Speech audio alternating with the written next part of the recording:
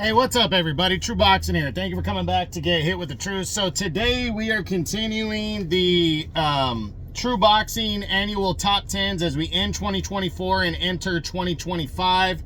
This video is going to be on my number 4 featherweight in the world right now, the reigning and undefeated WBO champion, Rafael Espinoza. Now, before we get into that, if you could smash the like button, leave a comment, or subscribe to the channel, I really do appreciate any and all support that I can get as I continue to build my channel here. So Espinoza entered the year on fire. You know, he had come off a major upset over Robeisy Ramirez to capture the WBO title in a big upset, in a fight of the year candidate at the end of 2023. But because he was such a big underdog, a lot of people weren't sure what he was gonna accomplish because he hadn't really done much prior. And he would pass this year with flying colors. In June, he took on Sergio Sanchez, a little-known fighter, and destroyed him. 4th round TKO victory to successfully defend his first, his title for the first time. Then in December, he had a mandatory showdown with the man he took the title from, Robeisy Ramirez, in a rematch. A lot of people picked Ramirez to win the rematch, myself included. And it was interesting because the first 4 or 5 rounds, it could have been called either way. You know, I mean, I personally thought Ramirez was winning, but I didn't think he was dominating. The fight was taking kind of a slow progression. It had started to pick up for Espinoza a little bit the last couple rounds prior to the 6th round. And then out of nowhere, Ramirez throws his hands up after a jab landed, throws his hand up and quit the fight, citing that he couldn't see. He had double vision, he couldn't see good, his eye was bad.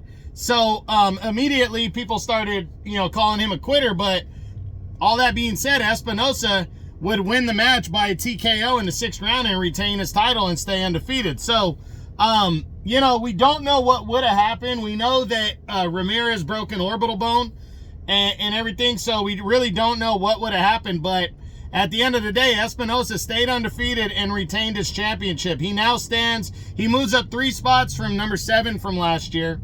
30 years old, so in his physical prime still. He's now 26-0 with 22 knockouts. Next up, we really don't know. He did mention potentially moving up to 130 and challenging Emmanuel Navarrete for the WBO title there. We know because he's such a big featherweight that making the weight has not been easy on him. So I'm really thinking that could be an option. If that doesn't happen, though, he's in optional mode. I think he should express interest in Angelo Leo. I think he should express interest in Nick Ball if they're available. But if not, come back, defend his world title against, somebody that is willing to take him on. Even if it's somebody like a Joet Gonzalez, the veteran, who's fought for titles 3 times already.